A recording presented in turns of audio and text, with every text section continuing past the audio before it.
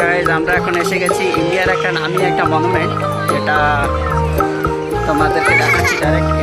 এই যে এটা হচ্ছে তাজমহল, আগ্রার তাজমহল। খুবই সুন্দর দেখতে,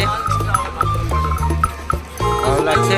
রোদও আছে, দেখতে পারো।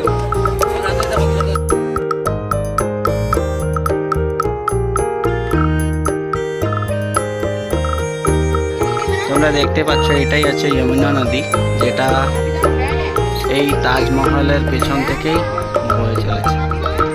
এটা হচ্ছে তাজমহল আগ্রার।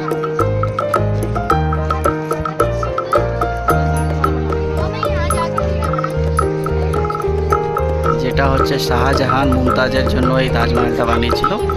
মুমতাজের সমাধি রাখা আছে এর ভেতরে।